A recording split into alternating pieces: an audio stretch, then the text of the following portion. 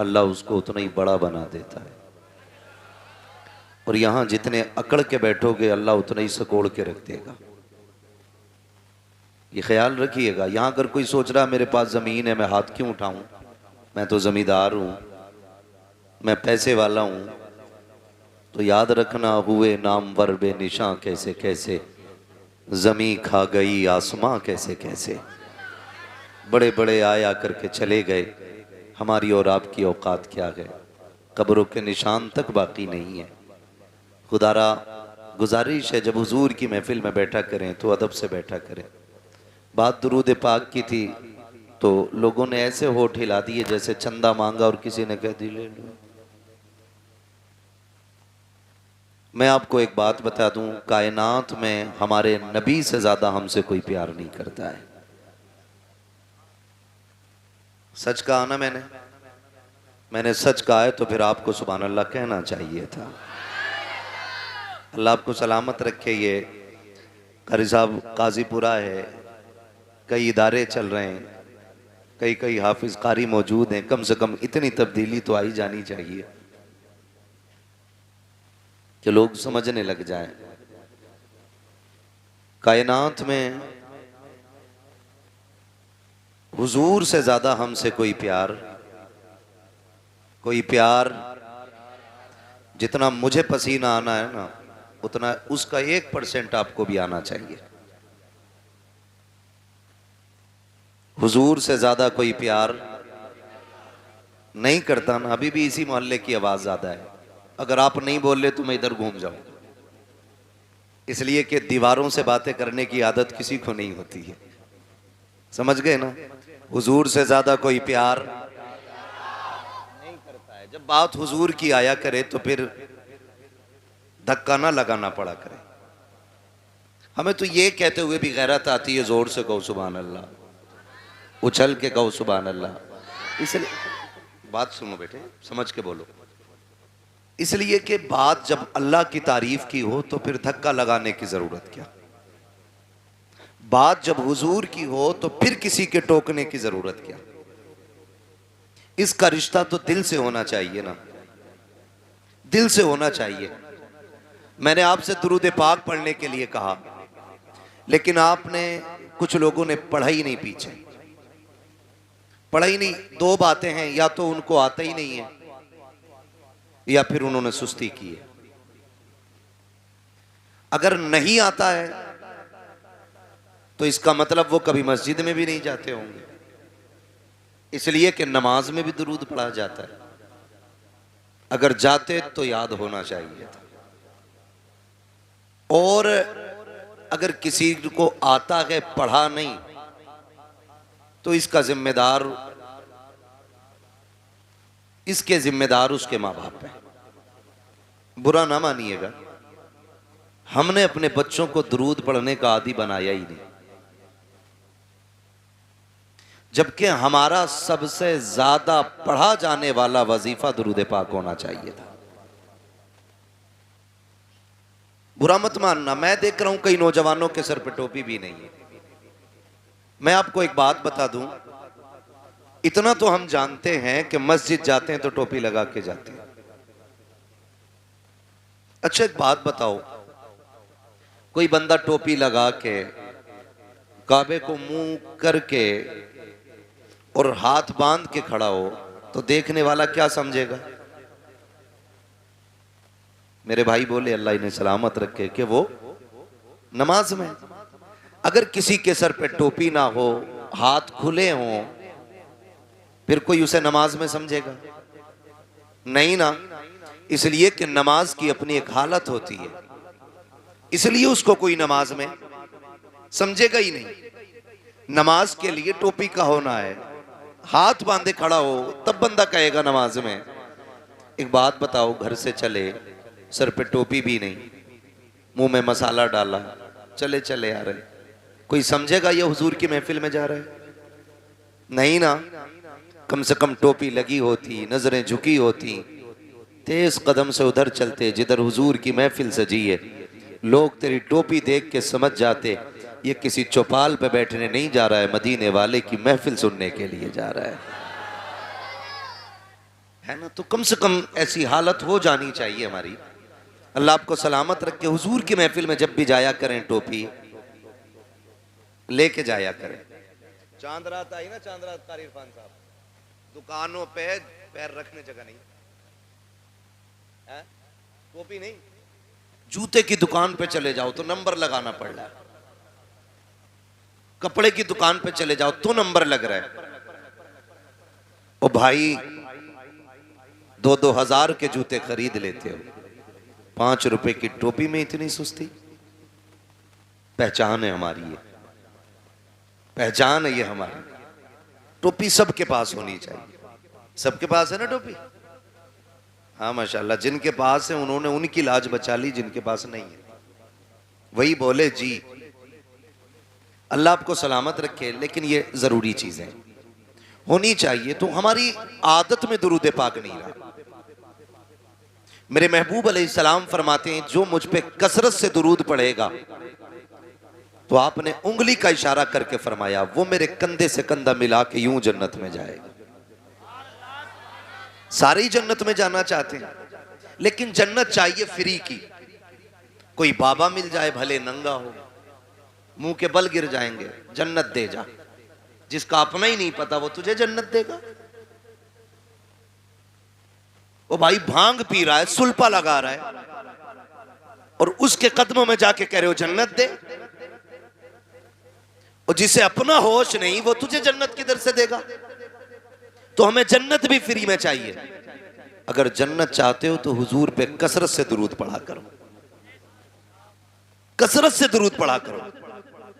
माँ बाप की जिम्मेदारी है बच्चों की आदत डालें दुरूद पढ़ने की। माँ बाप की जिम्मेदारी, अल्लाह माफ करे, अब तो जिम्मेदारियां भी बड़ी आसान हो गई। बच्चा रोया, चाहे भले ही 6 महीने का है, घुनघुना बजा के उसकी करवट में रख दिया। समझ गए ना घुनघुना? बहुत समझदार लोग हैं।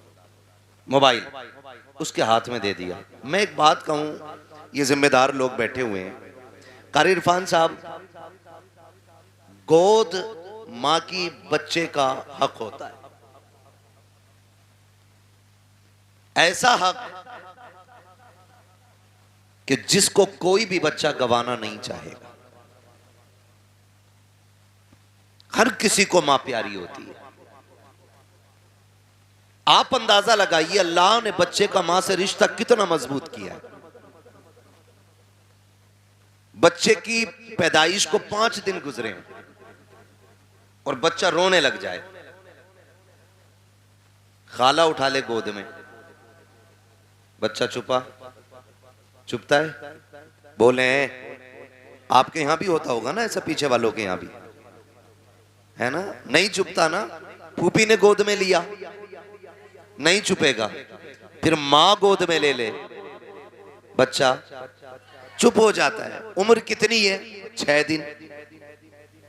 आप अंदाजा लगाइए इस बच्चे को किसने बताया कि पहले जिसने उठाया था वो मां नहीं थी, दूसरी बार जिसने गोद में लिया वो भी मां नहीं थी, तीसरी बार जिसने गोद में लिया ये मां है। जिस बच्चे को अपनी पाकी नापाकी का पता ना हो, बिस्तर के सूखे और गीले का एहसास ना हो, उसे मां का पता चल जाता है, उसे मां का पता चल जाता है। तो सुने, रब ने मां से औलाद का रिश्ता दिल का रखा है। दिल का रिश्ता रखा औलाद का मां के साथ। आप कहेंगे कैसे? सुने, बेटा मुंबई में हो, पूना में हो, और आगे बढ़ के बात करें दुबई में हो, कुवैत में हो, फ्रांस में हो, बच्चा वहां बीमार होता है, मां को 7 समंदर पार हिंदुस्तान में पता चल जाता है। सुबह उठ के कहती है अपने शौहर से, फोन लगाओ, दिल नहीं लग रहा है, दिल नहीं लग रहा है। वो कहता क्या बात है? कहा घबराहट है रात के 3 बजे से। कहता कोई तबीयत ख़राब है, डॉक्टर को बुलाया जाए, हो सकता है बीपी लो हो गया हो सकता है तबीयत में ख़राबी आ गई हो। कहती है नहीं, मेरी तबीयत तो दुरुस्त है, भूख भी सही लगी है, रात भर बाकी सारे हालात ठीक रहे, लेकिन दिल घबराता रहा है। माँ कहती है ज़रा फ़ोन तो लगाओ, पता करें मेरा बेटा तो बीमार नहीं हो गया है। जब अचानक फ़ोन की घंटी बजती है, बेटा 7 समंदर के पार फ़ोन उठाता है। अचानक माँ की आवाज़ आती है, बेटे खैरियत से है कि नहीं? जब इतना माँ कहती है, बेटा कहता अम्मा मैं ठीक हूँ। वो इसलिए नहीं बताया करता है ताकि माँ परेशान ना हो जाए, मैं तो बीमार हूँ, माँ की तकलीफ ना बढ़ जाए। कहता माँ मैं ठीक हूँ। माँ कहती पगले झूठ ना बोल, सच बता रात 3 बजे से सोई नहीं हो। तब बच्चा कहता है अम्मी मुझे रात 3 बजे से बुखार आ रहा है, मुझे बता तो सही, अभी कोई फोन नहीं आया है, कोई खत नहीं आया है। माँ को 3 बजे पता चल जा रहा है कि बेटे की तबीयत खराब हो गई है। ये रिश्ता किसने बनाया है? खुदा की कसम तो कहना पड़ेगा जिसने लफ्ज़ कुन से कायनात बनाई है उसी ने माँ के दिल से रिश्ते जोड़ दिए हैं। जिसने समंदरों को रवानी दी है उसी ने औलाद का रिश्ता माँ से जोड़ा है। जिसने पहाड़ों को बुलंदियां दी है उसी रब ने माँ से औलाद का रिश्ता जोड़ा है। जिसने सूरज को रोशन किया है उसी ने औलाद का रिश्ता माँ से जोड़ा है। खुदा की कसम जिसने अपने महबूब को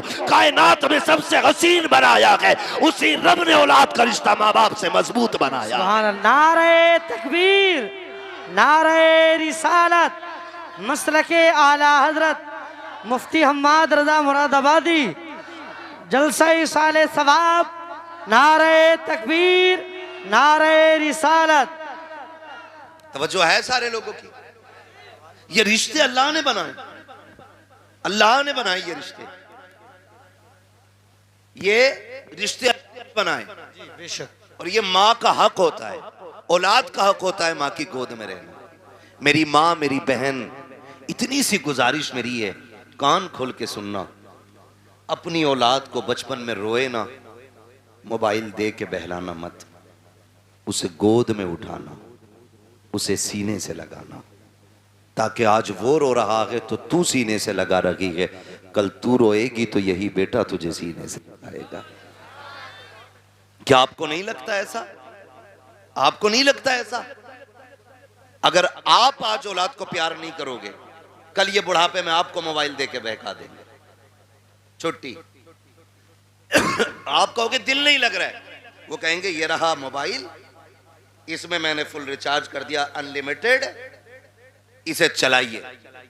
अल्लाह माफ करे, बाज लोग कहते हैं कारी साहब के बड़े बूढ़ों के पास बैठने से अकल आती है। अब तो अल्लाह खैर फरमाए, बड़ा बूढ़ा भी बड़ा रंगीन है। जलसों में जाते हैं भाई, अपना काम है रातों में जाना। कभी कभी देखते हैं हम चलते हुए, कोने पे बैठा बुड्ढा रात के 11 बजे मोबाइल चला रहा, स्लिप पे बैठ के। ये रंग आ गए। और बड़े बूढ़े, एक कहावत कही जाती है, एक पैर कब्र में दूसरा केले के छिलके पे। और डर भाई, अल्लाह से डर। अब उम्र का कोई तीसरा पड़ाव नहीं आना, ये आना था जो आ गए। जितने रंग चढ़ने थे चढ़ गए। बचपना जवानी की उम्मीद में गुजर जाता है, जवानी दौलत की भूख में गुजर जाती है, और फिर बुढ़ापा, हाय रे बुरा आपा, फिर ये आदमी को औकात दिखा देता है। इसलिए आपसे मेरी गुजारिश है, अल्लाह तौफीक दे, मेरी बहन बच्चे रोएं, उन्हें सीने से लगाया करो, सीने से लगाया करो। बड़े परेशान होते माँ बाप, मौलवी देख तो सही, लोंडा 19 साल का हो गया, मस्जिद नहीं जाता है, वो गाने गा रहा, खड़े होके गाने वहीं, तो अब मौलवी संभालेगा यार? तुमने बचपन से लेके अब तक गाने सुनवाए उसे, मौलवी उसे नाते याद करा देगा 2 दिन में? नहीं, माँ बाप की जिम्मेदारी होती है औलाद की सही परवरिश करना, माँ बाप की जिम्मेदारी होती है। मैं आपको बताऊं, एक बहुत बड़े बुजुर्ग गुजरे, आप सफर करते करते जंगल में चले गए, बंद था, जंगल था, रास्ता भूल गए। जब रास्ता भूले, उन्होंने जंगल में तयम्मुम किया, पानी भी नहीं था, अब तो कसरत से पानी है, समर चला देते हैं तो बंद करने का नाम ही नहीं लेते। अगर रास्ते में पानी भरे तो फिर धान नाली साफ करे। भाई तेरी भी तो कुछ जिम्मेदारी है ना, अल्लाह ने तुझे इंसान बनाया, ये जो टोंटी खोल के छोड़ दी है, हिसाब नहीं देना इसका, हिसाब नहीं देना है। ये जो 40-40 साल के हुए बैठे हम लोग, 60-60 साल अल्लाह की नेमतें खाते गुजर गए, वो हिसाब नहीं लेगा हमसे? कौन से गुल खिलाए थे जो उसने 60 साल की मोहलत दे दी? हमने तो ऐसे भी देखे कि जो मुर्दा ही पैदा हुए, एक सांस तक की उसने मोहलत नहीं दी है। कुछ को 6 महीने के बाद मौत आ गई, कुछ को 5 साल के बाद मौत आ गई, किसी को 10 साल के बाद मौत आई, कोई 18 साल में आकर के चला गया। हमने क्या किया था? उम्रें गुजरती जा रही हैं, अभी तक उसने जिंदगी दी है, उम्र 7 साल हो गई है, 60 साल में भी उसने मौत नहीं दी है। कोई तो करम उसका हो रहा होगा, फिर भी हमें रब की नेमतों का ख्याल नहीं है। मौलवी से कहता है क्या करें, बड़ी मुसीबत में आ गया हूं, रब ने कुछ दिया ही नहीं है। और गैरत कर बेगैरत, तू ऐसे कैसे कह सकता है कि रब ने कुछ नहीं दिया? एक आंख निकल जाए, खुदा की कसम 10 करोड़ दे करके वैसी आंख नहीं मिलती है। हाथ टूट जाए, पूरी दुनिया के डॉक्टर ताकत लगा ले, फिर से वैसे नहीं जुड़ा करता है जैसे रब ने बना दिया है। अगर जबान कट जाती है, जबान फिर दोबारा नहीं मिलती है, दांत निकल जाया करते हैं, पूरी दुनिया ताकत लगा ले, दांत चमके नहीं आ सकते हैं। कह रहा 10,000 के दांत लगाए हैं, 20,000 के दांत लगाए हैं, यार तू करोड़ों के लगा ले, खुदा की कसम जो रब ने दिए थे ना उसके जैसे हो सकते हैं, ना उस जैसे दोबारा जमाए जा सकते हैं। क्या बात है। नारे तकबीर, नारे रिसालत, नारे गौसियत, नारे हैदरी। अल्लाह की नेमतों का शुक्रिया अदा करो यार, शुक्रिया अदा करो। कब अदा करेंगे शुक्रिया? अल्लाह माफ करे, अब तो बुड्ढे भी जन्मदिन मना रहे हैं। लल्ला पहले रोटी भी नहीं देता था अपने अब्बा को, अब थोड़ा सा बड़ा हो गया ना, मुंबई घूम आया तो अब्बा को राजी करने के चक्कर में अब्बा का बर्थडे मना रहा। अब्बा पूछ रहा लल्ला क्या है ये? कि केक काटियो, केक काटियो। फिर बोले कुछ गुब्बारे फूटेंगे, फिर उसमें कुछ बदतमीजी होगी, उठा के कुछ मुंह पे नाकों पे लगाया जाएगा। मेरी कौम का नौजवान समझता है कि ये हमने कामयाबी हासिल की है, ये हमने तरक्की की है। हम सोचे तो सही, किधर जा रहे हैं हम, किधर चल रहे हैं हम, कौन सी राह हमने पकड़ ली है, कौन सी रविश हमने अपना ली है यार? सोचो तो सही। अब्बा का जन्मदिन और अब्बा भी सुरमा लगा के तैयार, कह रहा शुक्र है जी 61 साल का हो गया, मैं बहुत बड़ा हो गया। बड़ा नहीं हुआ है, छोटा हो गया। जितनी उम्र बढ़ रही है इंसान बड़ा नहीं हो रहा है, छोटा होता जा रहा है। इसलिए कि एक मिनट बंदे को मौत के करीब लेके जा रहा है, एक एक दिन जिंदगी का कम होता जा रहा है। अगर एक सुई सेकंड की भी नीचे जा रही है ना, तो वो तेरी जिंदगी का एक सेकंड चुरा रही है। ये दोबारा लौट के नहीं आना है, दोबारा लौट के नहीं आना।